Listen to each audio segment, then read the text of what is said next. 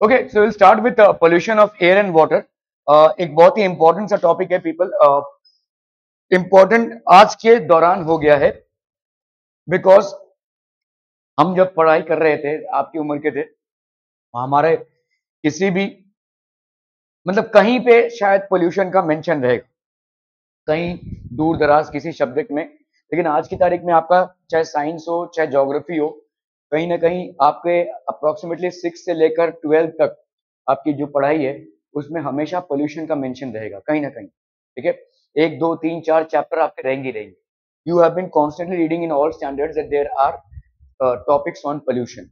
तो काफी सीरियस सा मैटर होता जा रहा है, क्योंकि जिस तरह से हमने रिसोर्सेज को यूटिलाइज किया है और जिस तरह से हमने पोल्यूशन को बेसिकली क्रिएट किया है, this is becoming alarming. Okay, आप समझो ना कि मतलब आपके घर में रोज 8 साढ़े 8 बजे लगभग या 10 बजे जो भी है, आपका एक सफाई वाला आता है, वो कचरे का डब्बा लेकर जाता है ना। तो सोचो, एक कचरे का डब्बा, अगर आपके 4 लोगों की फैमिली है तो इतना कचरा का डब्बा तो भर ही जाता होगा, है ना, एक बड़ा सा डब्बा भर ही जाता होगा। प्लस आप जो बाथरूम वगैरह में जो क्रियाक्रम कर रहे हैं वो तो है ही। So imagine the amount of waste that you are generating. और इस वेस्ट में ऑर्गेनिक वेस्ट फिर भी कंसर्न नहीं है, what is concern is inorganic waste. ठीक है, जो आपके प्लास्टिक्स हो गए, जो आपके ये सारी जितनी भी चीजें जो आपके बायोडिग्रेडेबल नहीं है, ये बहुत बड़ा थ्रेट है। मैं बोल रहा हूं कि अगर एक कामोटे जैसे छोटे से यूनिट में अगर 2-3 दिन कचरा वालों की गाड़ी नहीं आती है, रहना मुश्किल हो जाएगा। आप देखोगे जितने भी आपके डस्टबिन हैं वो इतने ओवरफ्लो। मैंने एक बार स्ट्राइक हुआ था लोगों का, शायद आज से कुछ 2-2.5 साल पहले, कोरोना के पहले उन लोगों ने कुछ एक हफ्ते का स्ट्राइक किया था। रास्ते में चलना मुश्किल हो गया था, सब तरफ से प्लास्टिक गंदगी, सारे जितने भी डस्टबिन है सब ओवरफ्लो कर रहे हैं। तो बहुत मुश्किल सा एक माहौल सा हो गया। सो अंडरस्टैंड कि कितना ज्यादा वेस्ट डिस्पोजल है, how much is the waste disposal, and this is tremendous. Okay, so we will have to basically take care of this and we need to know कि pollution है क्या, pollution होता किस वजह से है, और pollution के consequences क्या क्या हैं। ठीक है, so we need to have a sound idea about this। so देखो, मतलब एक जैसे एक पेंटिंग सा है कि देखो ये है हमारा मेन पोल्यूशन, प्लास्टिक बॉटल्स। और मैं देखता हूँ यहाँ पे कामोटे में ही, मतलब लोगों की मानसिकता ऐसी है। कल ही मैंने देखा कि कुछ एक बड़ा सा आदमी है, मतलब अच्छा खासा उम्र हो गया उसका, 40 प्लस रहेगा। ऐसे उसने कुछ तो थम्स अप या कुछ तो पिया, ठक से फेंक दिया, मतलब ऐसे ही रास्ते में ही फेंक दिया। तो people are not even aware. आप अगर फॉरेन कंट्रीज में जाएंगे ना, तो वहां पे छोटा बच्चा भी अगर एक चॉकलेट खाता है ना, तो चॉकलेट के रैपर को बराबर जाकर डस्टबिन में फेंकेगा। They are trained in that way. ठीक है, they have that aesthetic sense. उनके चर्चेस में ये शिक्षा दी जाती है कि ऐसा करो। चर्चेस में जहाँ पे उन लोग संडे को जमा होते हैं, वहां पे ये सब शिक्षा दी जाती है। हमारे यहाँ पे मंदिर में घंटा बजा के आओ, आप पूरा गंदगी फैला हुआ है।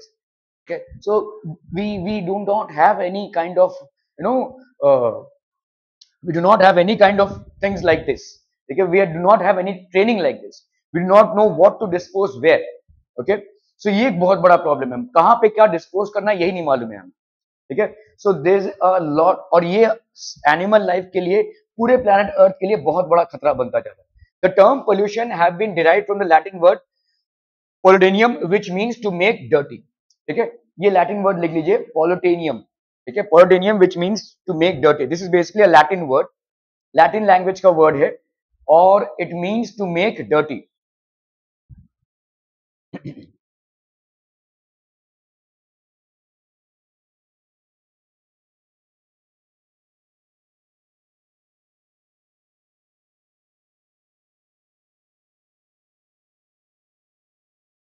So this means to make dirty.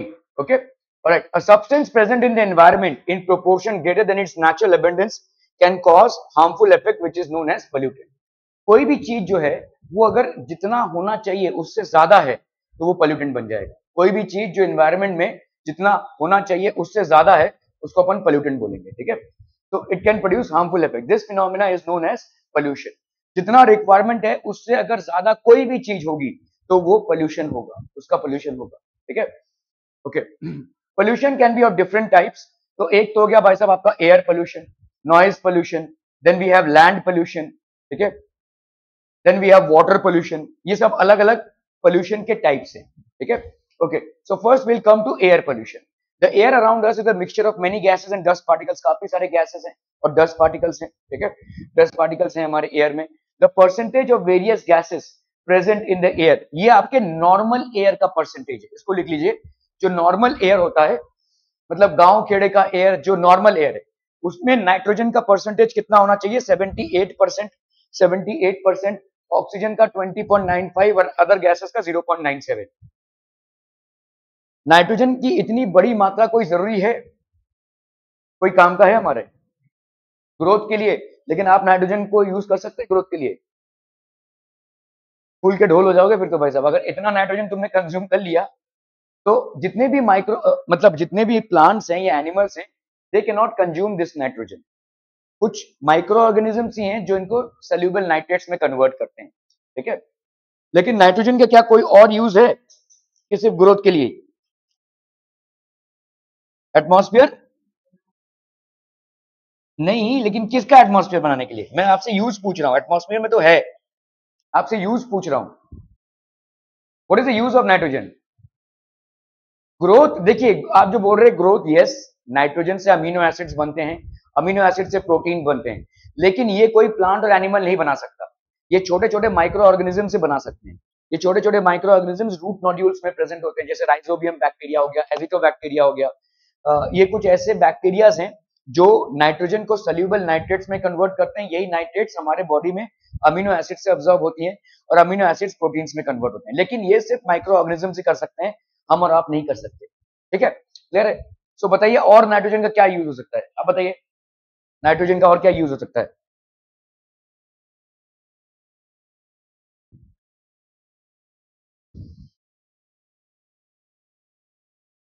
अरे बोलो भाई साहब, नाइट्रोजन का और क्या यूज हो सकता है? हाँ, नहीं नहीं, nitrogen is not a fuel, it is an inert gas. Nitrogen का यूज ये है कि अगर ऑक्सीजन है तो ये बर्निंग को सपोर्ट करता है।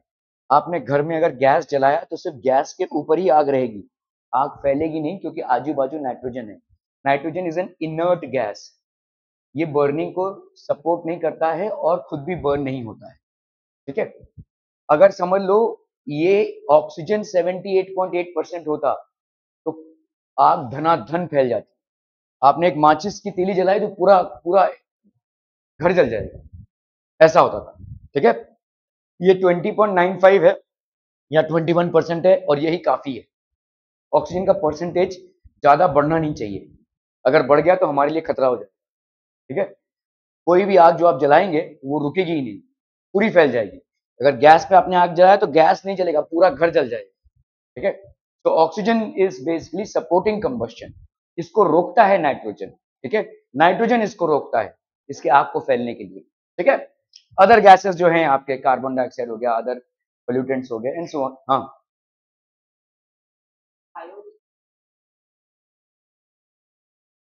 बायोडिग्रेडेबल सब्सटेंस बढ़े तो वो भी पोल्यूटेंट्स होंगे, लेकिन बायोडिग्रेडेबल, देखो, बायोडिग्रेडेबल सब्सटेंस को हम रोक नहीं सकते हैं। क्या हम अपने मल मूत्र को रोक सकते हैं? Can we? वो हमारा वेस्ट ही है ना भाई साहब। कोई भी एनिमल मतलब अपनी पॉटी दबा सकता है क्या? नहीं ना भाई साहब, वो तो निकलेगा ही, नेचर का प्रोसेस है। लेकिन नेचर ने ऐसी सुविधाजनक प्रोसेस बनाई है कि जो भी आपका निकल रहा है वो आपके एनवायरमेंट के लिए अच्छा है। भली बदबू आती हो लेकिन एनवायरमेंट के लिए अच्छा है। सॉइल को वो फर्टाइल बनाता है, सॉइल में माइक्रो ऑर्गेनिजम्स के लिए अच्छा है।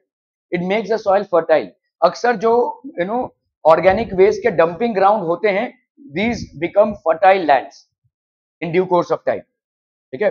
सो बायोडिग्रेडेबल से हमको कोई खतरा नहीं है, ज्यादा से ज्यादा 2-4 दिन बास आएगा, बस इतना ही। बाकी it's a fertile land, it is good for us. Biodegradable जितने भी सब्सटेंसेस होते हैं, they are good for the land. They might not be good for the water, but they are good for the land. They make the soil more fertile, they are encouraging factors for various types of microorganisms। तो biodegradable हमारे लिए tension की बात नहीं है, बिल्कुल भी नहीं, ठीक है। इनफैक्ट एक मरा हुआ जानवर भी हमारे लिए अच्छा है, बायोडिग्रेडेबल है। क्लियर है? समझ में आ रहा है ये? Okay, so that is not the issue. The issue is non biodegradable substances, ठीक है। When air is contaminated by unwanted substances which have harmful effects on both the living and non-living, it is referred to as air pollution. Responsible for the release of various chemicals in the air, natural processes and to a large extent responsible for release of various chemicals in the air. अभी कुछ natural processes हैं जैसे volcanic eruptions हैं, ये volcano से eruption हो रहे हैं, इसमें काफी सारे gases जो हैं अर्थ के अंदर से बाहर एटमॉस्फेयर में रिलीज हो रहे हैं, ठीक है. So natural processes and to a large extent responsible, तो ये आपके नेचुरल प्रोसेसेस हैं और ये हमारे इंडस्ट्रियल प्रोसेसेस हैं, ठीक है. सब्सटेंसेस कॉजिंग एयर पोल्यूशन, तो दोनों चीजों से आ सकते हैं. जो भी एयर पोल्यूशन करते हैं, substances which cause air pollution, जो हमारे एयर में जितने भी गैसेस हैं उनके रेशियो को बिगाड़ते हुए जो सब्सटेंसेस हैं, they made be natural sources और they might be man made, ठीक है. ये नेचुरल भी हो सकते हैं और मैन मेड भी हो सकते हैं, ठीक है. ओके, नेचुरल मतलब क्या क्या हो जाएगा, बोलो. What are the natural sources which cause air pollution? हाँ, बर्निंग लेकिन आप कर रहे हो. वोल्केनिक इरप्शन, विंड्स बोल सकते हैं हम, डस्ट ऐसे कैरी नहीं होंगे, विंड बोल सकते हैं, विंड जो डस्ट कैरी करता हो, ठीक है. और anything else which is natural, nature is pollution को. फ्लड्स बोल, एयर पोल्यूशन की बात कर रहे हैं, एयर पोल्यूशन. हाँ, वो लंबा इफेक्ट हो जाएगा वो. एयर पोल्यूशन, हाँ, साइक्लोन, नहीं नहीं नहीं, एयर पोल्यूशन. अरे जैसे फॉरेस्ट फायर्स होते हैं, फॉरेस्ट फायर्स, जंगल में जब गर्मी के टाइम पे पत्ते सूख जाते हैं, लकड़ियां सूख जाती हैं, तो अचानक दो पत्तों के बीच में ऐसा हुआ और वो आग जल गया और पूरे जंगल को वैसा वो, तो forest fires are also a cause of huge pollution, ठीक है. मैन मेड सोर्सेज होते हैं, इंडस्ट्रीज वगैरह, तो हमको मालूम ही है. Okay, so let's look at the natural sources of pollution, ठीक है. Smoke and dust arising from forest fires, ये है देखो फॉरेस्ट फायर्स. कभी कभी ये फॉरेस्ट फायर्स हम बोलते तो हैं फॉरेस्ट फायर्स, लेकिन हम इंसान ही इसको लगाते हैं ताकि ज्यादा से ज्यादा फॉरेस्ट क्लियर हो जाए, ठीक है. तो फॉरेस्ट फायर्स और क्या हो सकता है, वॉल्केनिक इरप्शंस. वॉल्केनिक इरप्शंस, किसी वॉल्केनो से भाई साहब ऐसे इरप्शन हो रहे हो, बहुत ज्यादा टेम्परेचर होती है भाई साहब, इसके आजू बाजू रहना मुश्किल है. यहाँ देखो, वॉल्केनो अचानक भयानक में नहीं आएगा, वॉल्केनो को बनते बनते बहुत टाइम लगेगा, धीरे धीरे धीरे धीरे, तो लोगों को पता चल जाता है, दे रिलोकेट देमसेल्व्स, ठीक है. रिलोकेट तो कर गए, लेकिन बहुत बड़े रेडियस तक वो गर्मी महसूस होगी, इतना ज्यादा. ये मोल्टेन लावा है बेस, almost the temperature of sun. आप सोचिए, यहां से जब वॉल्केनिक इरप्शंस होते हैं, बहुत 100 किलोमीटर तक इसका इफेक्ट फील किया जा सकता है, 50-100 किलोमीटर तक इतनी गर्मी एनवायरमेंट में बढ़ जाएगी, ठीक है. The environment temperatures will go up by huge amount. Molten है वो, ठीक है. तो आप सोचिए, आप आयरन को मेल्ट कराने में उसको 1500 डिग्री तक हीट करना पड़ता है, ये सब आपको यहां से मिल रहा है, सारे मेटल जो है तो मेल्ट होकर निकल रहे हैं, तो कितना ज्यादा टेम्परेचर होगा, ठीक है. Man made sources, industries, factories वगैरह, ये तो हमको मालूम ही है. Humans cause pollution in the following veg, factories हो गई आपकी, ठीक है. फिर क्या हो गया भाई साहब, आपका पावर प्लांट्स. अभी आप यहाँ पे इलेक्ट्रिसिटी को एंजॉय कर रहे हो, इलेक्ट्रिसिटी के फायदे ले रहे हो आप, ठीक है. टीवी चला रहे हो, घर में फैन, एसी जो भी है वो सब चला रहे हो, लेकिन आपको ये नहीं मालूम कि जो पावर प्लांट्स होते हैं, जहां पे एक्चुअली ये इलेक्ट्रिसिटी मैन्युफैक्चर होती है, वहां पे बहुत बड़ा पोल्यूशन होता है, क्योंकि वहां पे बहुत बड़े पैमाने पे कोल को बर्न किया जाता है और कोल से कार्बन डाइऑक्साइड रिलीज होती है, ठीक है. So huge amount of coals are burned here in order to produce electricity, और इस इलेक्ट्रिसिटी को आप भले ही यूज कर रहे हैं, लेकिन power plants are also a cause of huge man made source of pollution. Are we clear? Solar panel से आप इलेक्ट्रिसिटी प्रोड्यूस कर पाए, अभी हम इस स्टेज पे पहुंचे नहीं है, ठीक है. हमारी इलेक्ट्रिसिटी की रिक्वायरमेंट इतनी ज्यादा है कि सोलर पैनल्स उनको पूरा पूरा कंप्लीट नहीं कर पाएंगे. हमारे देश में पॉपुलेशन की वजह से we have to go on very extensive resources. जैसे मतलब इलेक्ट्रिसिटी का अगर समझ लो गवर्नमेंट ने सारे पेट्रोल बाइक्स बंद कर दिए या सारे पेट्रोल के कार्स बंद कर दिए, सीएनजी के कार्स बंद कर दिए, तो अभी पब्लिक क्या करेगी, इलेक्ट्रिसिटी. लेकिन क्या इतनी इलेक्ट्रिसिटी हो पाएगी? नहीं हो पाएगी. तो गवर्नमेंट को भी भाई साहब कोई रूल लाने के पहले 10 बार सोचना पड़ता है, पॉपुलेशन इतनी ज्यादा है. लेकिन कोई अगर छोटी सी कंट्री होगी, आप देखोगे भाई साहब कुछ कुछ कंट्रीज के जो पॉपुलेशन है वो हमारे मुंबई शहर से कम है. एक कंट्री का पॉपुलेशन हमारे मुंबई शहर से कम है, वहां पे ये सब चीज आप इंप्लीमेंट कर सकते हो.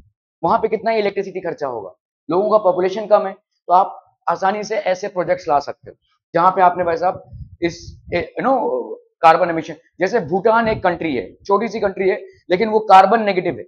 It is basically carbon negative, मतलब वहां पे पोल्यूशन लेवल है ही नहीं, उल्टा आपका इतना ज्यादा ऑक्सीजन और इतना ज्यादा वो है कि आप भाई एयर आपका बहुत प्योर है वहां। स्विट्जरलैंड है, स्विट्जरलैंड में आप अभी देखो गवर्नमेंट, अभी समझो इस चीज को, हम बोलने को तो बहुत कुछ बोल सकते हैं। अभी जैसे स्विट्जरलैंड है, वहां पे Switzerland is one of the best tourist spots in Europe. बहुत सारे लोग वहां पे विजिट करने जाते हैं, बहुत ही ब्यूटीफुल सा कंट्री है, ठीक है। तो स्विट्जरलैंड में आप गाड़ी अगर लेना चाहते हैं 4 व्हीलर तो ले सकते हैं, ठीक है, लेकिन लाइसेंस लेने में आपके जूते घिस जाएंगे। बहुत स्ट्रिक्ट है लाइसेंस का देना।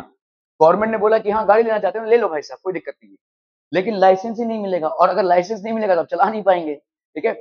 मतलब बहुत स्ट्रिक्ट है। आपको तो यहाँ पे बैठे बैठे घर पे लाइसेंस मिल जाता है, वहां पे बहुत स्ट्रिक्ट है, पॉलिसीज बहुत स्ट्रिक्ट है, तो लोग डिस्करेज हो जाते हैं अभी। लेकिन लोग ट्रैवल कैसे करेंगे? तो गवर्नमेंट ने जो पब्लिक ट्रांसपोर्ट बनाया है वो बहुत ही सही बनाया है, मतलब एकदम घर तक आपको, मतलब आप उतरेंगे और ट्रेन, ऐसा है। तो public transport is very efficient, जिसके वजह से लोगों को कोई प्रॉब्लम नहीं हो रहा है, ठीक है, समझ में आ रही है। लेकिन इस पब्लिक ट्रांसपोर्ट को गवर्नमेंट इसलिए मैनेज कर पा रही है क्योंकि वहां पे पॉपुलेशन लो है। हमारे यहाँ पे चले जाओ भाई साहब, हर 4 मिनट में ट्रेन है और लद लद के पब्लिक जा रही है, रोज कोई ना कोई गिर जा रहा है, इतना ज्यादा भीड़ है। चले जाओ, अभी अभी कितना बजा, ये पीक आवर्स है, 7 बजे से लेकर 9-10 बजे तक किसी भी स्टेशन में चले जाओ, पनवेल स्टेशन में भी चले जाओ तो भी चढ़ना मुश्किल होगा। खारगर में तो चढ़ ही नहीं पाओगे शायद, 2-3 स्टेशन क्रॉस करके। तो ये हालत है। अब गवर्नमेंट मतलब किस तरह से पब्लिक ट्रांसपोर्ट को इनकरेज करे। गवर्नमेंट को मालूम है यार गाड़ी सपोर्ट करनी पड़ेगी, वरना ये कितना पब्लिक हम भरेंगे। 3-3 मिनट में ट्रेन है, लोकल ट्रेन मुंबई में 3-4 मिनट की एफिशिएंसी से रन हो रहे हैं, लेकिन फिर भी हम उसको पूरा नहीं कर पा रहे हैं क्योंकि हमारा पॉपुलेशन वैसा है। सो हम बोल सकते हैं कि ये करना चाहिए वो करना चाहिए, लेकिन ग्राउंड रियलिटी ये है कि हमने पहले से रायता फैला रखा है, और इतनी बुरी तरह से रायता फैला रखा है कि हम कोई भी प्रोजेक्ट नहीं ला पाएंगे पोल्यूशन को कंट्रोल करने के लिए।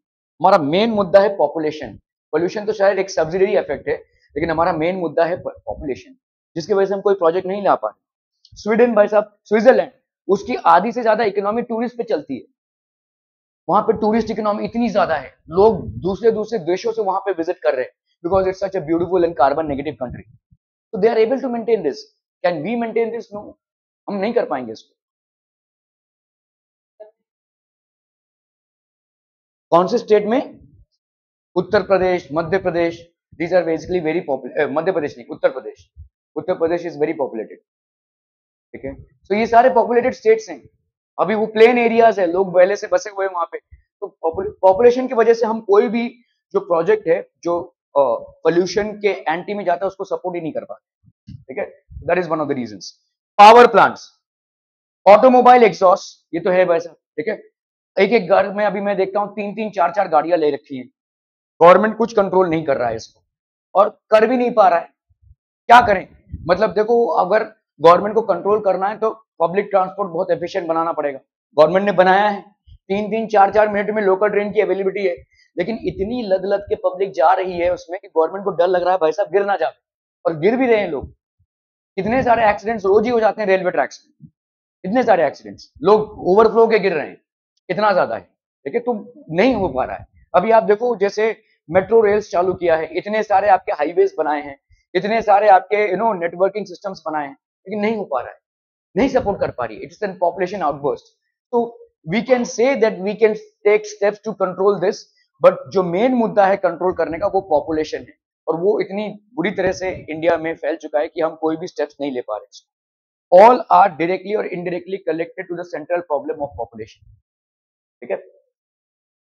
बर्निंग ऑफ फायरवुड्स, ठीक है, ये आपका मैन मेड रिसोर्स है। बर्निंग ऑफ फायरवुड्स ये बहुत ज्यादा तो नहीं होता है, लेकिन अभी जैसे आपका नवंबर का महीना चल रहा है, तो मतलब अक्टूबर के बाद नवंबर चालू होगा, नवंबर दिसंबर में हमारे यहाँ पे तो ज्यादा नहीं होता है, फिर भी मैं कुछ कभी कभी देखता हूँ दिसंबर के एंड में या जनवरी के बिगिनिंग में कुछ वॉचमैन लोग जो है तो ये लकड़ियां जलाते हैं गर्म रखने के लिए। हमारे यहाँ पे तो उतना ज्यादा नहीं होता, लेकिन अगर आप नॉर्थ में जाएंगे तो काफी ज्यादा ठंडी होती है, वहां पे लोगों को वैसा भी इंतजाम करना पड़ता है। तो burning of firewoods it causes pollution, but it can not be taken as one of the major sources of pollution. बहुत कम मात्रा में होती है। हाँ, ये सब बहुत है ज्यादा, दीज आर वेरी मच, ठीक है, स्पेशली शहरी इलाकों में।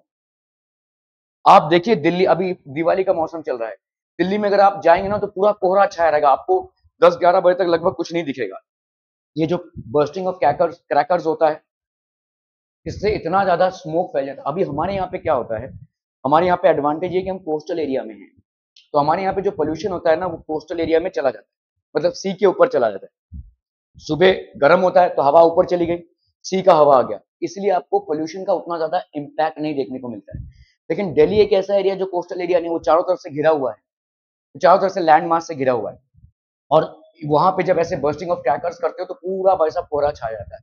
मुझे याद है आज से कुछ 6-7 साल पहले इंडिया और श्रीलंका का मैच हो रहा था, टेस्ट मैच हो रहा था, विराट कोहली कैप्टन था तभी, और श्रीलंका ने बोला कि भाई हम ऐसे नहीं खेल सकते, हमको कुछ दिख ही नहीं रहा है, हमारे हेल्थ के लिए बहुत खराब है। वो फील्डिंग कर रहे थे लोग, तो विराट कोहली को जबरदस्ती डिक्लेयर करना पड़ा। डिक्लेयर मतलब समझते हैं ना, टेस्ट मैच में डिक्लेयर करना पड़ा इनिंग्स। उन्होंने कुछ ज्यादा सॉलिड स्कोर नहीं बनाया था इंडिया ने, लेकिन डिक्लेयर करना पड़ा बेइज्जती से बचने के लिए। हमको हारना गवारा था, लेकिन अगर श्रीलंकन टीम बोलती कि भाई pollution levels are very high so we are putting the match, world के लेवल पे हमारा बहुत बड़ा नेगेटिव स्टैम्प पड़ जाता था कि एक क्रिकेट मैच में एक टीम को अपने प्लेयर्स के बेनिफिट के लिए बाहर जाना पड़ा और क्विट करना पड़ा गेम। तो इसीलिए विराट कोहली ने मजबूरन उसको डिक्लेयर कर दिया। ठीक है, so that was the level of pollution, इतना ज्यादा पोल्यूशन लेवल्स हैं। ठीक है, डंग केक्स, अभी तो गांव खेड़े में भी भाई साहब आपका गैस वगैरह आ गया है, तो ये था एक टाइम पे। डंग केक्स मतलब आपका गोबर के जो केक्स होते हैं, गोबर के केक्स मतलब समझ में आता है ना। ठीक है, तो ये डंग केक्स हैं, इनसे भी काफी सारा पोल्यूशन होता है, बट नॉट दैट मच। ठीक है, ये सबसे बड़ा भयंकर पोल्यूशन का। Smoke from factories and automobiles, ठीक है, burning of fossil fuels like coal and kerosene, petrol and diesel, uses of certain substances that emit chlorofluoro, that is chlorofluorocarbon, जिसको अपन सीएफसी बोलते हैं। जैसे फ्रिज हो गया, जितने भी आपके रेफ्रिजरेटिंग यूनिट्स होते हैं, चाहे एसी हो जाए चाहे फ्रिज हो जाए, जितने भी कूलिंग यूनिट्स होते हैं उनमें होता है सीएफसी। ठीक है, इसको अपन बोलते हैं क्लोरोफ्लोरोकार्बन। इससे ग्लोबल वार्मिंग होती है, क्योंकि इससे जो गैसेस निकलते हैं वो ग्लोबल वार्मिंग कॉज करते हैं। Air conditioners, okay, uses of insecticides, pesticides and fertilizers in agricultural activities emit harmful chemicals into the air। तो ये सब भाई साहब आपके इंसेक्टिसाइड्स मतलब समझ में आता है, इंसेक्ट्स को मारने के लिए। ठीक है, अगर मैं अभी देखिए, जैसे कभी कभी मुझे भी मजबूरन यहाँ पे इतना मच्छर होता है कि मुझे वो धूप लगाना पड़ता है। ठीक है, कछुआ छाप वगैरह, तो ये क्या है, एक इंसेक्टिसाइड ही तो है, लेकिन करना पड़ता है, लेकिन वो हेल्थ के लिए ठीक नहीं है, but we don't have any other choice. ठीक है, insecticides, pesticides, you know what is pesticides, pest ना लग जाए क्रॉप्स पे, and fertilisers in agricultural activities emit harmful chemicals into the air। Okay, what do you mean by air pollution? Air pollution is basically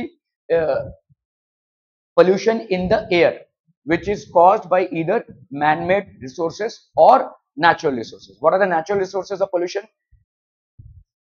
Forest fires, volcanoes, etc. These are the natural sources of pollution. What are man-made sources? Factories, industries, then we have automobile exhaust और flower plants. ठीक है, ये सब आपके भाई साहब हो गए। So this is basically air pollution. State the Latin word for pollution. What are the causes of indoor air pollution? Indoor air pollution, indoor air pollution, different types of pollution, state various causes of air pollution. Air pollutants and their harmful effects. Carbon monoxide, ठीक है, ये एक बहुत खतरनाक चीज है। Carbon monoxide poisonous gas नहीं है, लेकिन लोगों की इसमें मौत हो जाती है। क्यों? ठीक है, देखो, हमारे अंदर लंग्स हैं। ठीक है, लंग्स क्या करते हैं? What do they do?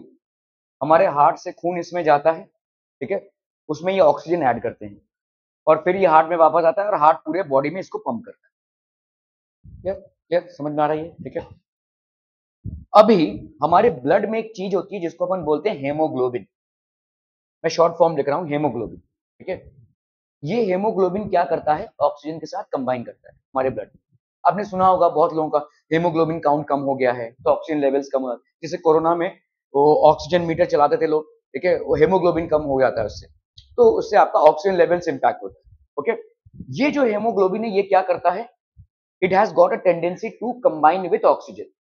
ठीक है, इसका टेंडेंसी है ऑक्सीजन के साथ कंबाइन करना। तो ये जो लंग्स में हमारे एल्वेओलाई है, यहाँ पे ब्लड जाता है, तो हेमोग्लोबिन जो ब्लड है वो ऑक्सीजन को खींचता है अपनी तरफ।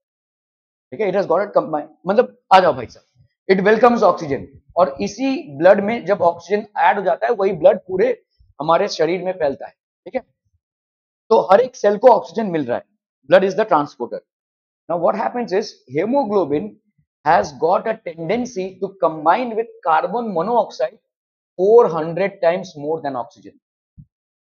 समझ में आ रहा है? अगर हेमोग्लोबिन के पास चॉइस दे दिया जाए कि भाई साहब तुम किसके साथ कंबाइन करोगे, ऑक्सीजन या कार्बन मोनोऑक्साइड के साथ, ये भाई साहब धड़ाधड़ 400 टाइम्स मोर कार्बन मोनोऑक्साइड के साथ कंबाइन करेगा, 400 times more. That is the tendency of haemoglobin. Haemoglobin एक ऐसा सेल है जिसमें कार्बन मोनोऑक्साइड के साथ कंबाइन करने की टेंडेंसी आपकी 400 टाइम्स हो जाती है। अभी जैसे ये एसी यूनिट है, आपने बहुत ही बार ऐसा सुना होगा, किसी गाड़ी में कोई इंसान बैठा है और एसी चलाकर सो गया और वो मर गया, ऐसा बहुत बार हुआ है। क्यों ऐसा होता है? क्योंकि गाड़ी, सारे एसी यूनिट्स में कार्बन मोनोऑक्साइड, आपके कॉपर ट्यूब्स होते हैं ऐसे, उसमें कार्बन मोनोऑक्साइड गैस भरा रहता है। कभी कभी आप देखोगे एसी कूलिंग नहीं इफेक्ट प्रोड्यूस कर रहा है, तो एसी का टेक्नीशियन आएगा, वो एक गैस लेकर आएगा और कार्बन मोनोऑक्साइड भर देगा उसमें। ठीक है, कभी कभी यहां से लीकेज होता है, और जब ये लीकेज होता है तो ये गाड़ी में फैल रहा है, ये तो सो रहा है भाई साहब, इसको मालूम ही नहीं है। ठीक है, इसके एनवायरनमेंट में कार्बन मोनोऑक्साइड फैल गया है, तो अभी इसके ब्लड का जो हेमोग्लोबिन है, ये ऑक्सीजन के साथ कंबाइन नहीं करेगा, ये कार्बन मोनोऑक्साइड के साथ कंबाइन करेगा। और जब ये कार्बन मोनोऑक्साइड के साथ कंबाइन करेगा, 400 गुना ज्यादा कंबाइन करेगा। ऑक्सीजन गया, ऑक्सीजन के साथ कोई कॉम्बिनेशन ही नहीं हो रहा है, मतलब अभी इसके खून में ऑक्सीजन है ही नहीं। ऑक्सीजन नहीं रहेगा तो इसके ब्लड के जितने भी सेल्स हैं या पूरे बॉडी में जो सेल्स हैं वो धीरे धीरे डाई आउट होते जाएंगे, दे विल डाई आउट, क्योंकि ऑक्सीजन फ्यूल है हमारे लिए, है ना, कार्बोहाइड्रेट्स को बर्न कराता है वो डाई आउट होते हैं, they will start malfunctioning and eventually the person will die. ठीक है, सो कार्बन मोनोऑक्साइड जो है वो एक सीरियस पॉइजनिंग एजेंट है, मतलब गैस तो पॉइजनस नहीं है, लेकिन अगर हम उस एनवायरमेंट में बैठे तो we will be choked to death. क्या ये समझ में आ रहा है क्यों? ठीक है, क्योंकि हेमोग्लोबिन भाई साहब कार्बन मोनोऑक्साइड के साथ ऑक्सीजन से भी 400 गुना ज्यादा कंबाइन करता है। The affinity of haemoglobin in our blood to combine with carbon monoxide is 400 times stronger than its affinity to combine with oxygen, because of which any person in an environment of carbon monoxide will be choked to death.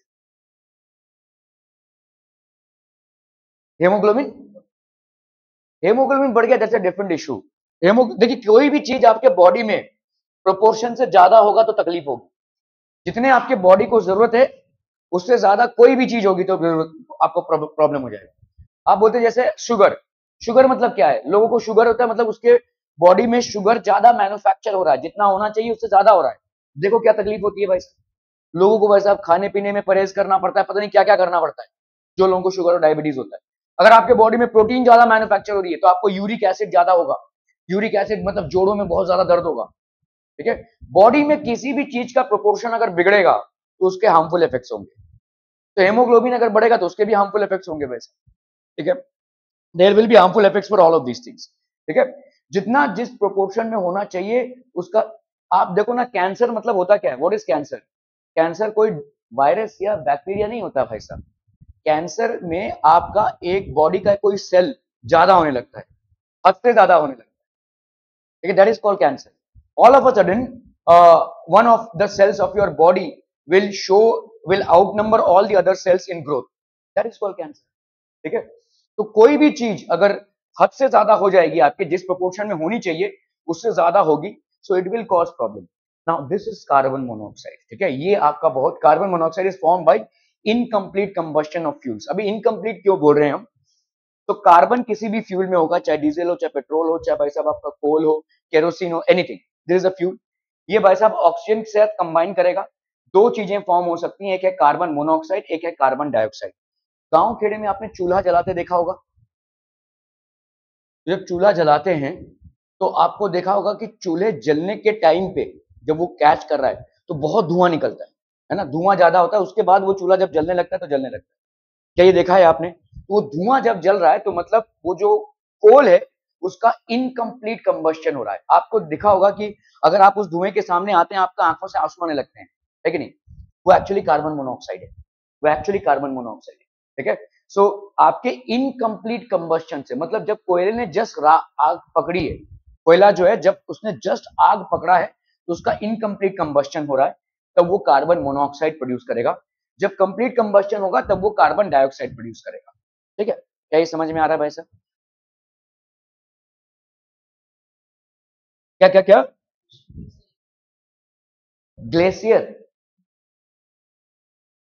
Oxygen की मात्रा,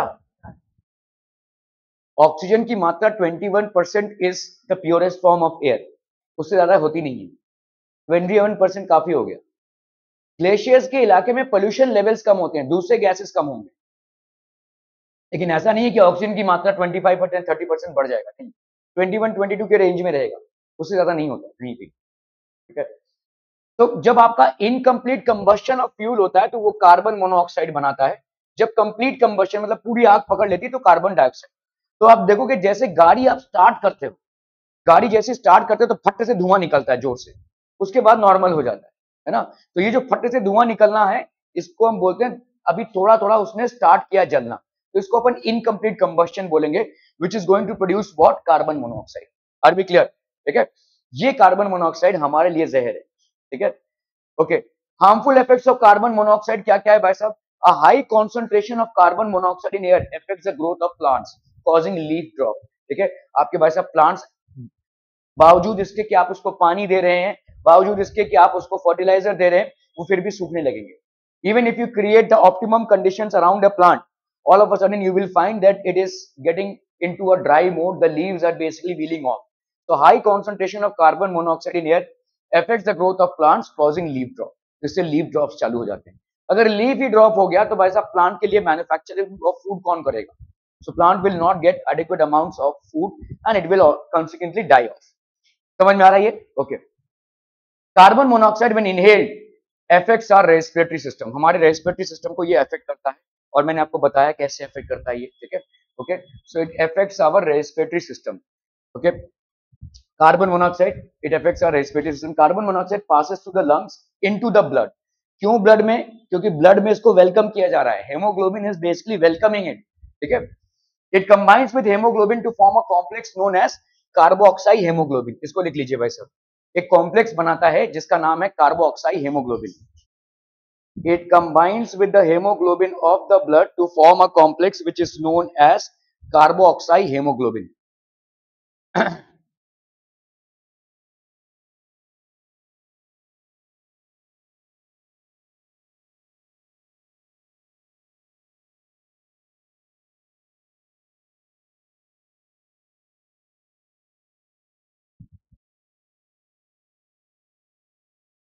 ये dangerous है, क्योंकि एक बार कार्बोक्साई haemoglobin बनना चालू हुआ तो हेमोग्लोबिन हमारे ऑक्सीजन के साथ कंबाइन करना छोड़ देगा। ठीक है, वो सारे जितने भी हेमोग्लोबिन के यूनिट्स हैं वो सब कार्बन मोनोऑक्साइड के साथ कंबाइन करेंगे। तो क्या सो रहा है कि जाग रहा है कि लिख रहा है, क्या कर रहा है पता नहीं है, अलग ही दुनिया में रहता है। It causes suffocation and untimely death. ठीक है, तो अचानक में ये इंसान की मृत्यु हो जाती है। This is basically what happens. इसीलिए जब चूल्हा जलाया जाता है ना, वो आप लोग क्या बोलते हैं उसको, जो चूल्हा गांव खेड़े में जलाते हैं, क्या अंगीठी बोलते हैं हम लोग को, उसको बाहर रखा जाता है। जब वो आग पकड़ रहा है ना तब उसको बाहर रखा जाता है, क्योंकि अंदर रखोगे ना तो पूरा कार्बन मोनोऑक्साइड से भर जाएगा, इसलिए उसको बाहर रखते हैं। जब वो आग पकड़ चुका है, जब कोयला बनना चालू है तब उसको अंदर रखो, क्योंकि अभी कार्बन डाइऑक्साइड निकल रहा है। फायर क्रैकर्स में नहीं होता है, फायर क्रैकर्स में नहीं होता, फायर क्रैकर्स में, लेकिन फायर क्रैकर्स का डस्ट और स्मोक जो है वो काफी ज्यादा मात्रा में आपका पोल्यूशन क्रिएट करता है। ठीक है, आपने किसी फायर क्रैकर को खोलकर देखा क्या निकलता है उसमें से? बारूद निकलती है ना। ये बारूद ऐश में कन्वर्ट हो जाती है जब वो जलता है, और यही ऐश हमारे एनवायरनमेंट में आ जाता है। जब आप उसको इनहेल करते हैं वही ऐश आपके सिस्टम में जा रहा है, आपके अंदर ऐश रहेगा वो, स्पेशली ड्यूरिंग दिवाली सीजन वो रहेगा। समझ में आ रहा है ये भाई साहब? वो जल गया और ऐश बन गया, ये ऐश कहाँ जाएगा? ये ऐश भाई साहब उसी एनवायरनमेंट में घूमता रहेगा। वो ऐश जब आप इनहेल करते हैं तो आपके अंदर वो डस्ट पार्टिकल जाता है।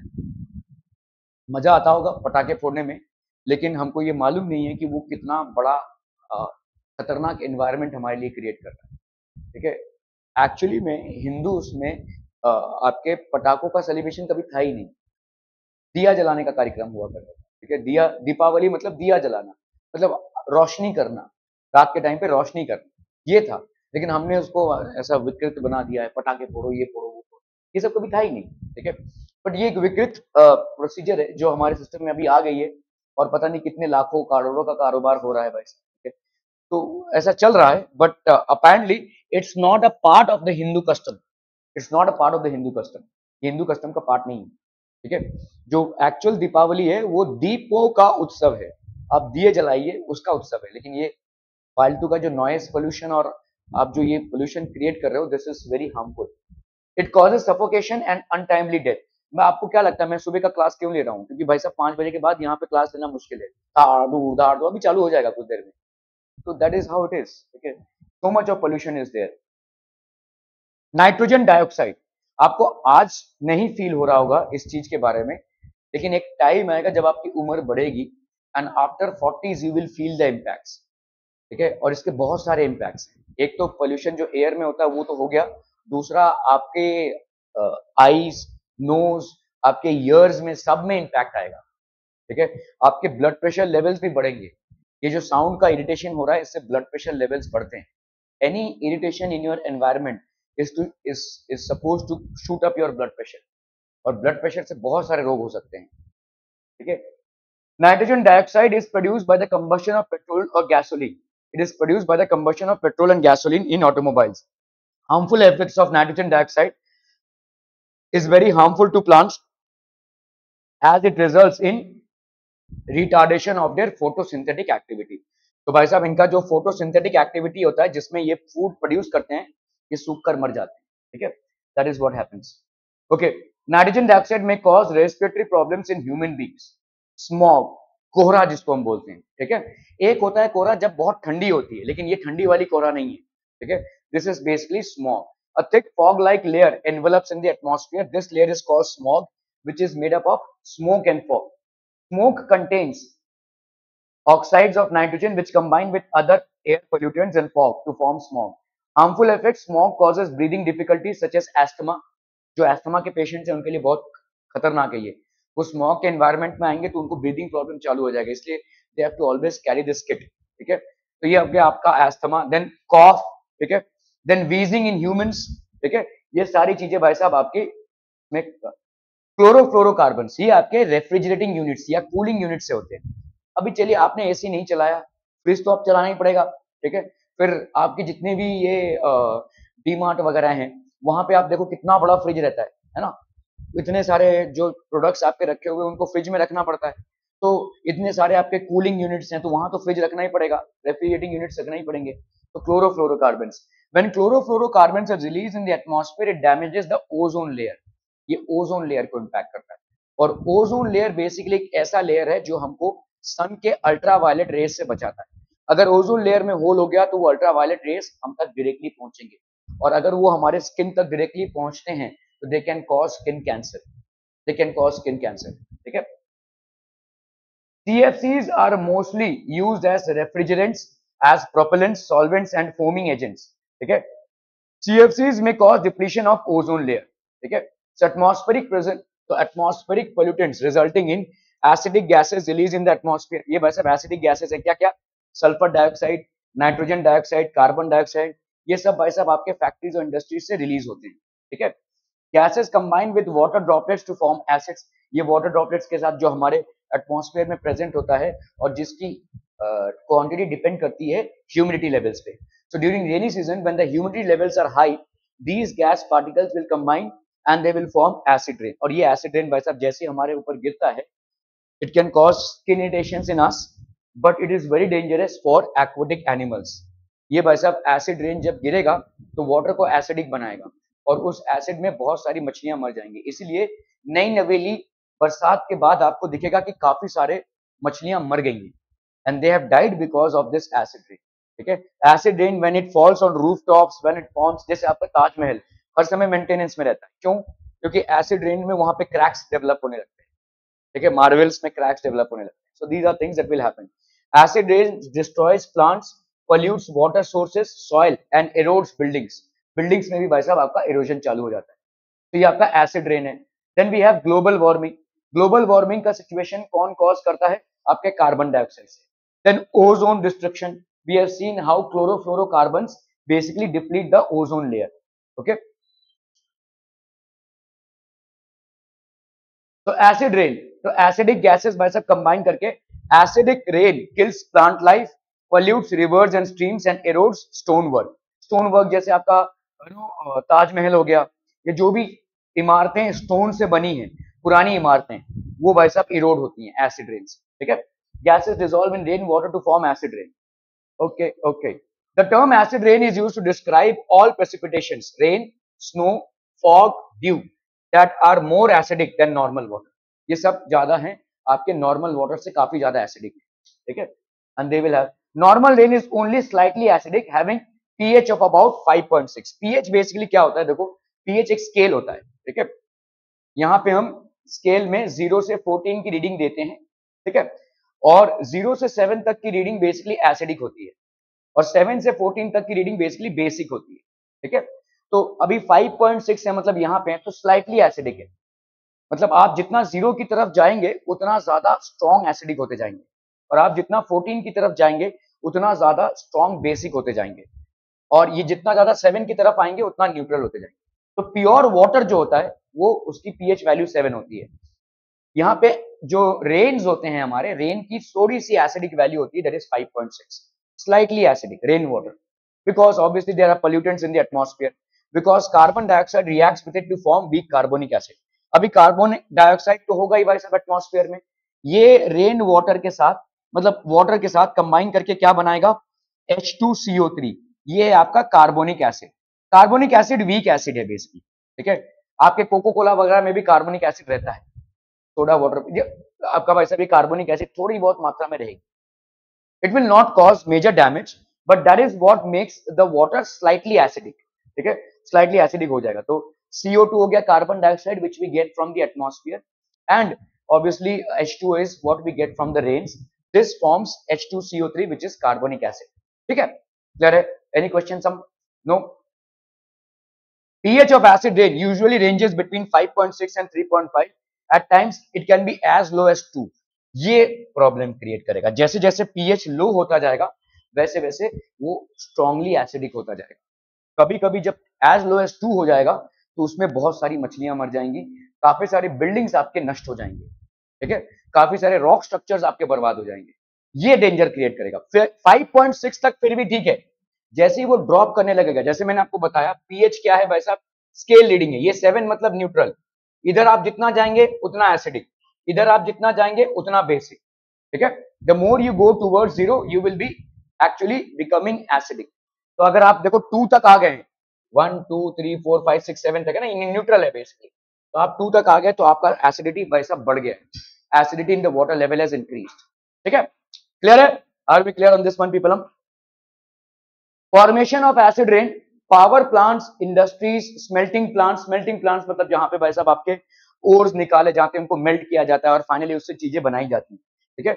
Smelting plants and automobile exhaust produce oxides of sulphur and nitrogen, they will produce oxides of sulphur and nitrogen, ये आपके oxides of sulphur and nitrogen है, ठीक है।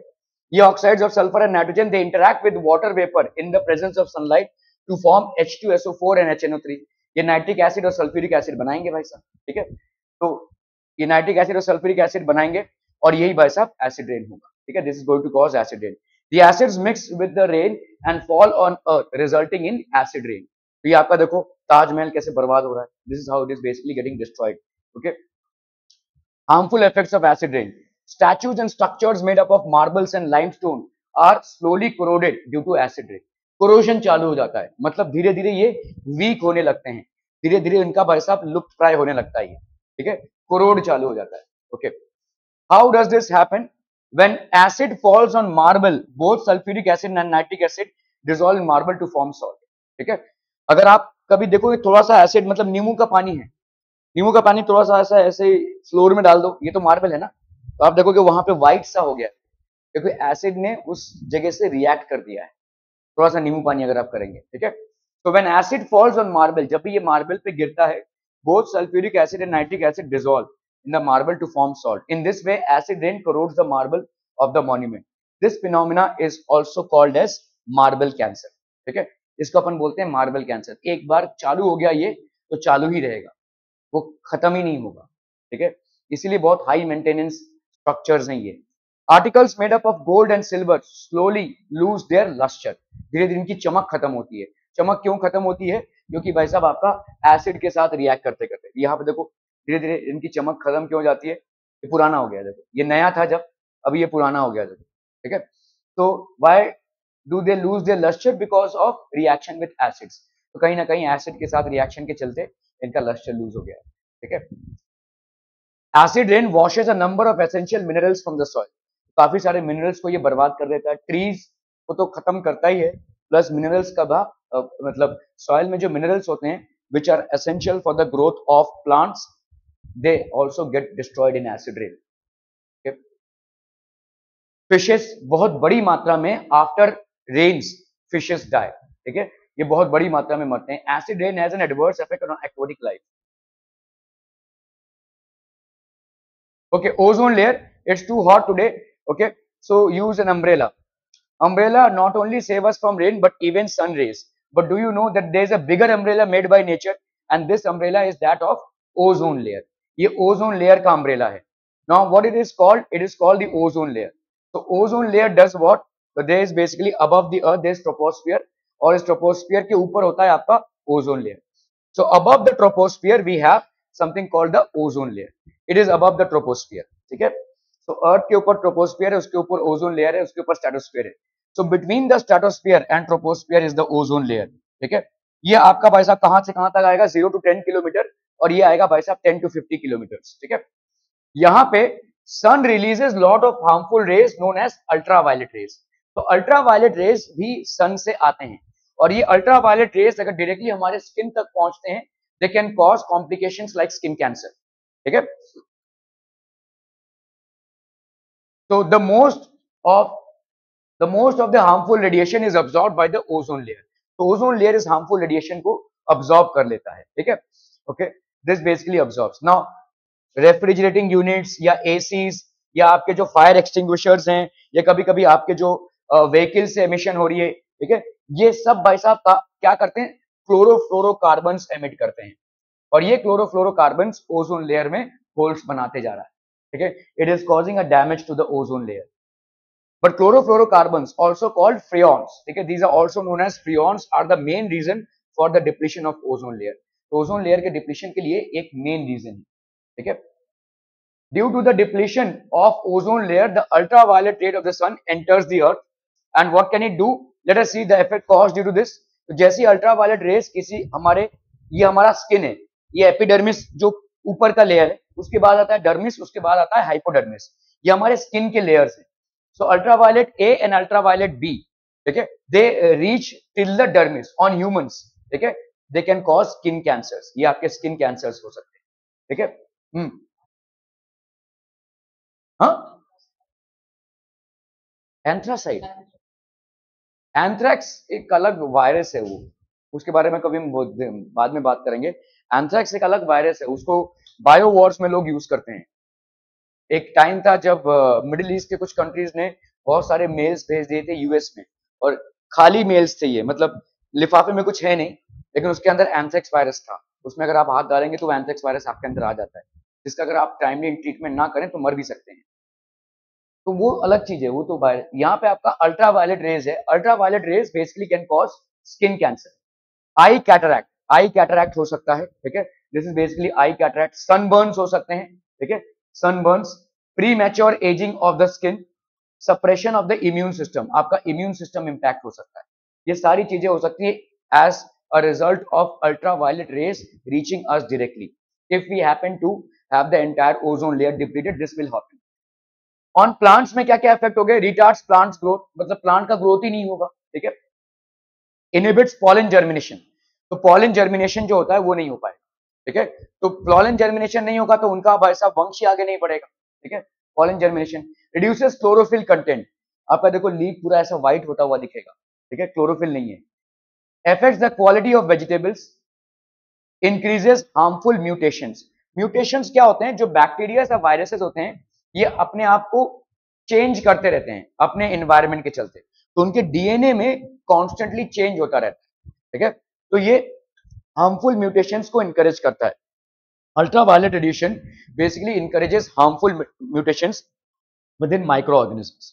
ठीक है, ultraviolet rays generate free radicals in the cell which are very reactive. They interfere in the normal process that prevent DNA damage, so ultimately increases the mutation. तो आपका भाई साहब DNA damage नहीं हो पाता. देखो हम जब कोई भी ट्रीटमेंट करते हैं ना, तो डीएनए को डैमेज करने की कोशिश करते हैं, किसकी? वायरस या बैक्टीरिया की. लेकिन ये आपका जो अल्ट्रावायलेट रेज है, ये डीएनए डैमेज को प्रिवेंट करता है, जिससे इनके म्यूटेशंस होते रहते हैं. आप देखो कोरोना में हमको इतना टाइम क्यों लगा? क्योंकि वायरस जो है म्यूटेट कर रहा है, उसके अलग अलग वैरायटीज निकल रहे हैं, सो वो म्यूटेशन कर रहा है. आपने एक दवाई निकाली, कल कुछ और निकल गया, फिर उसको नई दवाई निकाली, फिर कल कुछ और निकल गया. सो this is how it is mutating. उसमें चेंजेस आ रहे हैं अपने एनवायरनमेंट को टैकल करने के लिए. तो ये अल्ट्रावायलेट रेज एक ऐसा एनवायरनमेंट क्रिएट करता है जहां पे बैक्टीरिया या वायरसेस जो हैं अपने आप को म्यूटेट करते रहते हैं, तो उनको मारना मुश्किल हो जाता है. ठीक है, डिस्टर्ब्स इकोसिस्टम्स. तो ऑब्वियसली हमारा इकोसिस्टम भाई साहब डिस्टर्ब हो जाएगा. अगर जानवरों में बीमारियां फैलने लगे, अगर प्लांट्स में बीमारियां फैलने लगे, तो पूरे इकोसिस्टम में वो बीमारी फैलने लगी. ठीक है, it will basically disturb the ecosystem. It affects the environment such as the survival of life is threatened. Okay, now green house. Green house is a glass house where plants are grow. ठीक है, glass house होता है भाई साहब जहां पे plants को grow किया जाता है, ऐसे ग्लास हाउस होता है. The plants grow in the soil inside the greenhouse receive radiations from the sun only through glass walls. जैसे glass walls होते हैं और इसमें से भाई साहब जाता है sunlight. The temperature inside the greenhouse increases. ठीक है, the rays cannot escape from the glass walls of the greenhouse, so the temperature inside is higher than the temperature outside. तो ये जो ग्रीन हाउस होता है, इसके अंदर जो टेम्परेचर होते हैं वो बाहर के टेम्परेचर से हाइयर होते हैं, क्योंकि आ तो गए रेस लेकिन बाहर नहीं जा पाते. ठीक है, they are not able to go out. Okay, तो greenhouse effect and global warming. तो आपका ये कैसा होता है कि देखो हमारे एटमॉस्फेयर में जितना ज्यादा कार्बन डाइऑक्साइड होगा तो प्लांट्स लोग उसको अब्सॉर्ब कर लेंगे. समझ में आ रहा है? हम लोग सब कार्बन डाइऑक्साइड छोड़ रहे हैं, लेकिन प्लांट्स लोग उसको अब्सॉर्ब कर ले रहे हैं, उससे क्लोरोफिल बना रहे हैं, क्लोरोफिल से फूड बना रहे हैं, तो वो अब्सॉर्ब हो रहा है. लेकिन जो कार्बन डाइऑक्साइड एक्सेस में रिलीज हो रहा है, उसके लिए उतने प्लांट्स नहीं है. कार्बन डाइऑक्साइड आपके एक्सेस में कहां से रिलीज हो रहा है? आपके व्हीकल से रिलीज हो रहा है, आपके फैक्ट्री से रिलीज हो रहा है, आपके इंडस्ट्री से रिलीज हो रहा है. इतने प्लांट्स हमने नहीं लगाए कि इनको अब्सॉर्ब कर लिया जाए. ठीक है, सो ये कार्बन डाइऑक्साइड की एक प्रॉपर्टी है कि ये हीट को वापस नहीं जाने देती. जैसे आपने अभी अभी देखा कि अगर ग्रीन हाउस गैस में से ग्लास लगे होते हैं, सन का हीट आया, यहाँ पे प्लांट्स हैं, ये हीट अंदर आ गया लेकिन ये हीट बाहर नहीं जा पाता. ठीक है, उसको हमने जबरदस्ती का ट्रैप किया है. कुछ ऐसे प्लांट्स होते हैं जिनको उतनी हाई अमाउंट ऑफ हीट की जरूरत होती है, तो उसको हम यूज कर रहे हैं. ठीक है, कार्बन डाइऑक्साइड हमारे एटमॉस्फेयर में ग्रीन हाउस का इफेक्ट प्ले करता है. That is the reason it is known as a green house gas. ये क्या करेगा? सन का हीट आया तो थोड़ा बहुत अर्थ अब्सॉर्ब करेगा और थोड़ा बहुत रिफ्लेक्ट हो जाएगा. ठीक है, रिफ्लेक्ट होकर वापस चला जाएगा स्पेस में. लेकिन कार्बन डाइऑक्साइड इस रिफ्लेक्टेड हीट को ट्रैप कर लेगा, जाने नहीं देगा, गर्म कर देगा. ठीक है, सो इससे होती है ग्लोबल वार्मिंग. इससे आपके ज्यादा ग्लेशियर्स मेल्ट हो रहे हैं. ग्लेशियर्स अगर ज्यादा मेल्ट होंगे तो sea levels will rise and we will have lesser place to stay. Already we have 30% only, 70% is water. But with the increasing amount of global warming that is being caused, the sea levels will rise further and there will be lesser amount of land that will be available.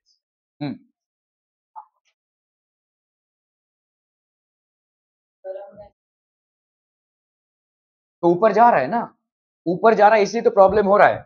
अभी atmosphere है, अभी समझ लो ये अर्थ है, carbon dioxide ऊपर चला गया, चलिए ऊपर चला गया है ना, यहां तक है. स्पेस में कैसे जाएगा? स्पेस में उसको कौन अट्रैक्ट करेगा? स्पेस में नहीं जा सकता. क्यों नहीं जा सकता? Why will carbon dioxide not go into space? Gravity. Atmosphere को ग्रेविटी ने पकड़ के रखा है. एटमॉस्फेयर भी पार्टिकल से बना हुआ है ना, गैसियस पार्टिकल से, तो ग्रेविटी ने इसको पकड़ के रखा है.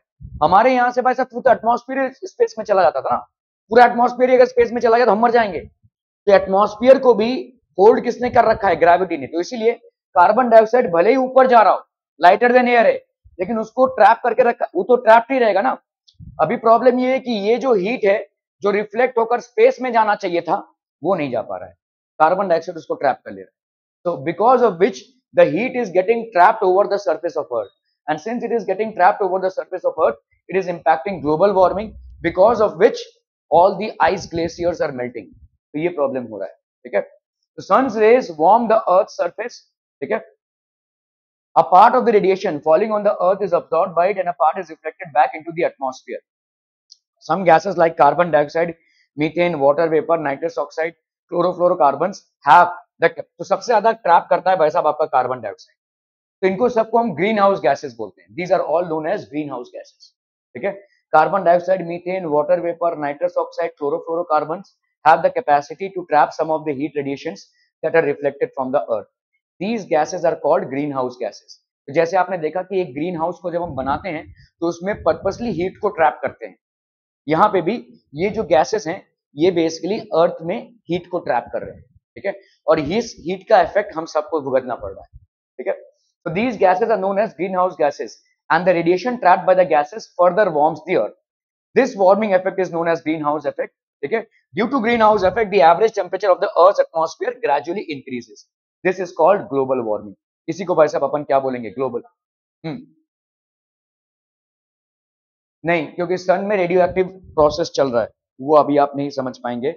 रेडियो एक्टिव प्रोसेस चल रहा है मतलब एक चीज बन रही है, एक चीज बिगड़ रही है, वो कंटिन्यूस चल रहा है. हाइड्रोजन हीलियम के बीच में एक रेडियो एक्टिव प्रोसेस चल रहा है, so it will continue happening. ठीक है, the domestic fuels which release carbon dioxide into the atmosphere. Domestic fuels कौन कौन से हैं? कोल हो गया आपका, जो गांव खेड़े में लोग अभी भी यूज कर रहे हैं. ठीक है, and wood, these are domestic fuels. ये कार्बन, इनकी मात्रा अभी धीरे धीरे कम होती जा रही है. Coal is burned in thermal power plants, ये अभी भी चल रहा है भाई साहब. ठीक है, जहां पे थर्मल एनर्जी से हम इलेक्ट्रिकल एनर्जी को प्रोड्यूस कर रहे हैं. We are using thermal energy in order to produce electrical energy. To generate electricity, this leads to enormous amount of carbon dioxide and carbon monoxide. दोनों भी भाई साहब रिलीज होते हैं.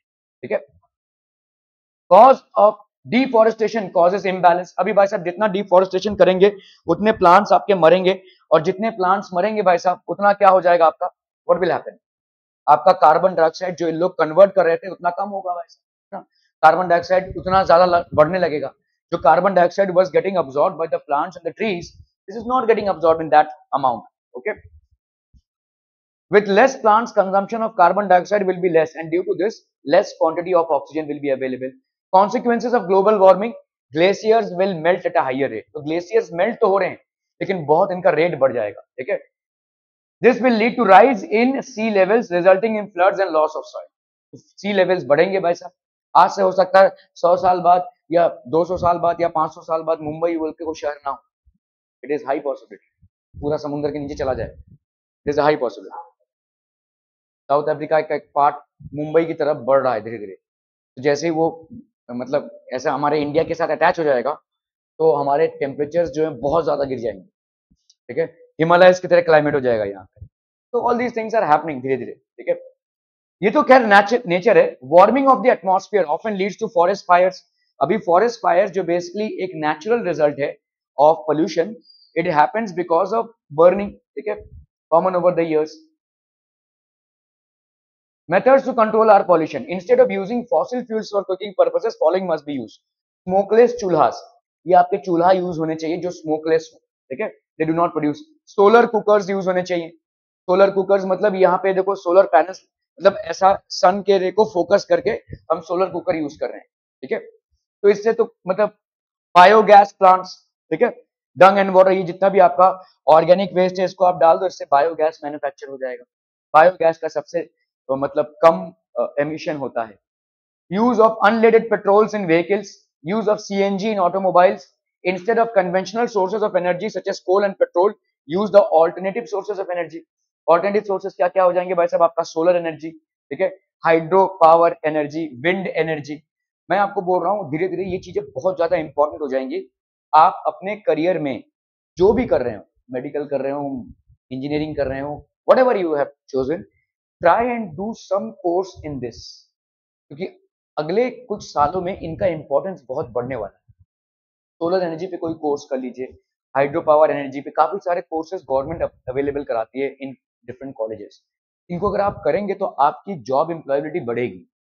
आप शिक्षित तो होंगे ही, प्लस आपकी जॉब एम्प्लॉयबिलिटी भी बढ़ेगी, क्योंकि आज की तारीख में सारे जितने भी आपके कंपनीज हैं they are looking out for infrastructure development, taking good care of all these things. ठीक है, so there is a lot of job opportunities that will be created in the next 10 to 15 years all over the world. A serious thought has evolved regarding हाँ तुम उधर ही देखते रहो. A serious thought has evolved regarding pollution. So companies are trying their best as well, ठीक है, including government. Avoiding burning of crackers, भाई साहब दिवाली है तो ये देखो पोल्यूशन, ठीक है। They cause a lot of noise as well as air pollution. Install tall chimneys with filters in factories, always away from residential areas, ठीक है। ये रेसिडेंशियल एरिया से दूर होने चाहिए। Plant more trees, afforestation, undertake programmes like Van Mahotsav. Do not burn dry vegetable waste, rather collected in a pit and compost। तो उसको भाई साहब बर्न मत करो, उसको कंपोस्टिंग करो उल्टा, ठीक है। collected in a pit and compost। methods to control air pollution, sticking to pollution emission norms from automobile exhaust and adopting Euro 4 standards। Europe में ये स्टैंडर्ड्स इवॉल्व हुए हैं, तो इनको अगर आप अप्लाई करेंगे तो आपके एमिशन रेट्स बहुत कम हो जाएंगे। जैसे यूरो 4 स्टैंडर्ड के हिसाब से आपका पीयूसी जो होता है वो यूरो 4 स्टैंडर्ड है, पोल्यूशन अंडर कंट्रोल, ठीक है। उसमें जो गाड़ियों में कराया जाता है उससे आपका एमिशन रेट्स काफी कम हो जाता है। Enforce strict anti pollution measures, बीच में गवर्नमेंट ने ये नियम डाला था कि जिसका भी वैसा आपका पीयूसी नहीं है गाड़ी का, उसको पेट्रोल नहीं मिलेगा। तो फिर से वो, हाँ, पीयूसी मतलब पोल्यूशन अंडर कंट्रोल। आपने देखा होगा कुछ गाड़ियां खड़ी रहती हैं, वो आपके बाइक्स में या फ्यूल एग्जॉस्ट में एक चीज डाल देती है जिससे आपके जो एमिशंस हैं वो थोड़े से कंट्रोल में आ जाते हैं। तो ये पीयूसी होता है पोल्यूशन। देखो येलो कलर की गाड़ियां होती है, देखो हाईवे वगैरह में रहेगा, यहाँ पे तुम जैसे कामोडे से बाहर निकलने की कोशिश करो तो वहां पे भी खड़ा रहता है, पीयूसी होता है। तो वो बाइक्स में आपको पीयूसी का चालान मिलता है एक्चुअली कि आपका पीयूसी हो गया है। कभी अगर किसी पुलिस वाले ने पकड़ा तो वो पूछेगा आपसे पीयूसी की तरह गाड़ी का, तो वो दिखाना पड़ता है। अगर वो नहीं रहेगा तो फाइन लगता है। लाइसेंस, गाड़ी के कागजात प्लस पीयूसी, ये सब चाहिए रहता है, ठीक है। अगर आपका पीयूसी नहीं हुआ रहेगा गाड़ी का तो उस पर आपको फाइन लगता है। जब आप कोई नई गाड़ी लेते हैं तो लगभग पहले 6 महीनों में पीयूसी नहीं लगता है, फर्स्ट 6 मंथ्स में, लेकिन after 6 months PUC is applicable on all vehicles, सारे व्हीकल्स।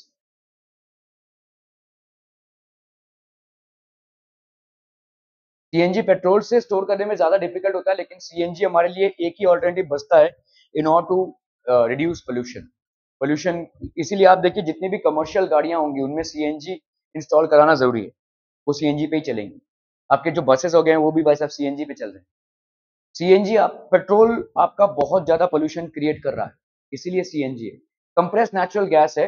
इनफैक्ट, हाँ, इनफैक्ट आपका सीएनजी ज्यादा भरा जाएगा। एक बार सीएनजी अगर आप भरते हैं तो बहुत देर तक चलेगा as compare to petrol. Petrol में आपको ज्यादा स्पेस लगता है, सीएनजी में आपको उतना स्पेस नहीं लगता, थोड़ा सा केयरफुल रहना पड़ता है, ठीक है। बाकी पेट्रोल में आपको ज्यादा स्टोर स्पेस लगेगा। वो कंप्रेस्ड नेचुरल गैस है, ऑलरेडी बोला जा रहा है सीएनजी, उसको कंप्रेस करके आपने भरा है, बहुत बड़ा वॉल्यूम आप कंप्रेस करके भर सकते हैं। The government and other agencies should regulate monitor air quality at various locations. बहुत सारे लोकेशंस में एयर क्वालिटी को मॉनिटर करना जरूरी है। जैसे अगर आप यहाँ से खांडेश्वर स्टेशन की तरफ जाएंगे, वहां पे एक बहुत बड़े मॉनिटर पे एयर क्वालिटी इंडेक्स लिखा हुआ है, AQI बोलते हैं हम उसको। कलमबोली में भी है एक जगह पे, ठीक है, वहां पे AQI लेवल है, उसमें आपका आता रहता है एवरेज क्वालिटी इंडेक्स आता रहता है, एयर क्वालिटी इंडेक्स, कितना लेवल ऑफ पोल्यूशन है वो सब आता रहता है, ऐसे रीडिंग्स आते रहती हैं पूरे दिन भर में, ठीक है, just to make people aware. Okay, water is one of the most abundant compounds on the earth. About 75% of the earth's surface is covered with water. All living beings need water to carry out their life processes. Thus, water can also be called as a supporter of life. तो sources of water क्या क्या है भाई साहब? Surface water हो गया, ground water हो गया, सॉल्टी वाटर हो गया, ठीक है। सरफेस वाटर जैसे आपके लेक्स हो गए, स्प्रिंग्स हो गए, वाटरफॉल्स हो गए, रिवर्स हो गए, स्ट्रीम्स हो गए, all these are basically surface water. Groundwater obtained with the help of wells. Salty water is obtained from seas and oceans. ठीक है। Water pollution is defined as a change in the normal properties of water by the presence of foreign materials. The substances which are foreign materials that pollute water are called as water polluted. ठीक है। Direct sources is effluent various human activity, ठीक है, directly entitled into urban water supplies। तो बहुत सारी human activity के वजह से हम वाटर सप्लाई को गंदा कर रहे हैं, ठीक है। तो ये आपका देखो वाटर सप्लाई, फैक्ट्रीज, रिफाइनरीज, ठीक है। Indirect sources include contaminants that enter the water supply from soils, ground water systems and from the atmosphere via rain water, ठीक है। इनडायरेक्ट भाई साहब एग्रीकल्चर बर्बाद होता है, ऑटोमोबाइल्स, एसिड रेन्स, ये सारे आपके भाई साहब बर्बाद होते हैं, ठीक है। Industrial waste also pollute water to a large extent and are responsible for many diseases. तो ये जो इंडस्ट्रियल वेस्ट है ये डायरेक्टली अगर आप वाटर बॉडीज में छोड़ोगे तो काफी सारा वैसा डिजीजेस हो सकते हैं। ठीक है। Domestic sewage in big cities is release into reverse. ठीक है। Sewage promotes the growth of algae and bacteria which use up a large amount of oxygen dissolved in water. This causes depletion of oxygen in water. Okay, this leads to death of aquatic animals. Okay, human activities like bathing and washing of clothes in rivers and ponds, agricultural waste like fertilizers, pesticides, etc. also pollute underground water. ये सारी चीजें भाई साहब चीजों pollute करती रहती हैं। ठीक है, they actually are huge pollutants.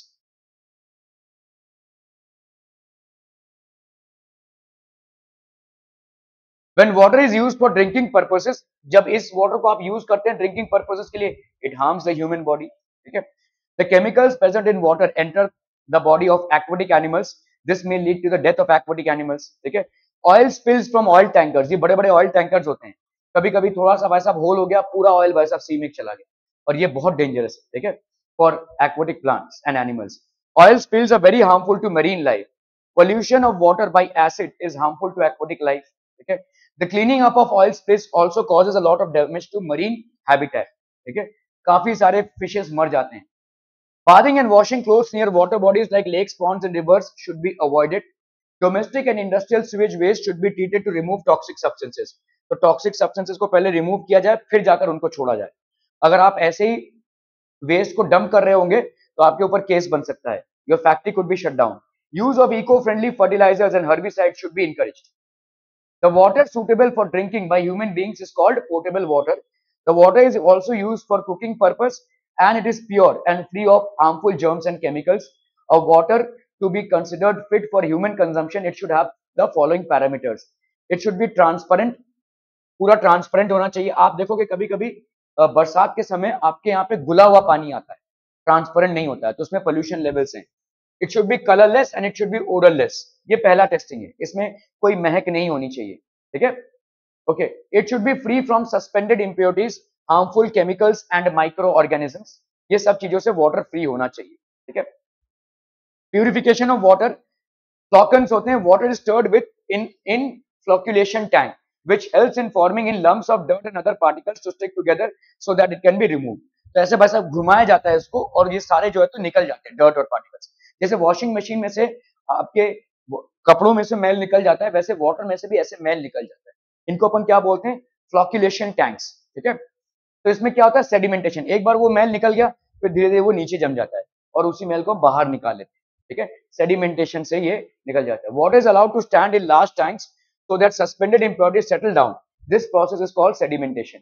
तो जितने भी पार्टिकल्स हैं वो नीचे सस्पेंड हो जाते हैं। ठीक है। फिल्टरेशन कर लेते हैं हम भाई साहब। Water is pass through filter beds to remove all other insoluble impurities. This process is called filtration. ठीक है, this process is called filtration. Disinfection. Water is chlorinated by addition of chlorine to kill any harmful microorganism that may be present at this stage. Storage of clean water, ये आपका storage of clean water हो गया। Clean water is supply to households. ठीक है। Boiling water is one of the easiest ways of purifying water. It should be boiled at 100 degree centigrade for at least 10 to 15 minutes to kill harmful microorganisms. ठीक है, harmful micro organisms को मारने के लिए कम से कम 10 से 15 मिनट वाटर को boil. Two major sources of pollution are sewage, industrial waste. They should be remove from the water before it is put to use. ठीक है, ये आपका भाई साहब रिमूव हो जाना चाहिए before it is put to use. Sewage must be churned. ठीक है, the churned sewage is passed onto a tank with a gentle slope. ठीक है, heavier particles settle down. This water flowing is relatively poor. तो मतलब pure होता है, तो ये heavier particles इसमें settle down हो जाते हैं और इस अभी इस पानी को हम छोड़ सकते हैं सीज में या वाटर बॉडीज में। ठीक है। Treatment of water with alum also helps in purification. फिटकरी से अगर हम इसको ट्रीट करेंगे तो उससे भी ये प्योर हो जाता है। ठीक है। Water must be sterilized by chlorine, it kills microorganisms. थोड़ा सा क्लोरीन आपके वाटर में होता है, जो आपके घर में सप्लाई होता है उसमें बहुत थोड़ा सा क्लोरीन होता है, इसको स्टेरलाइज करते हैं हम बेसिकली। ठीक है, ये आपका ट्रीटमेंट है। The treatment of industrial waste depends upon the nature of pollutant present. The chemical substances present in the industrial waste dissolve in water can be precipitated by suitable chemicals and remove from water. फिर हम उसको water से remove कर सकते हैं। ठीक है। While brushing your teeth do not leave the tap open, water को भाई साहब बचाइए क्योंकि पोर्टेबल वाटर की मात्रा बहुत कम है, ठीक है।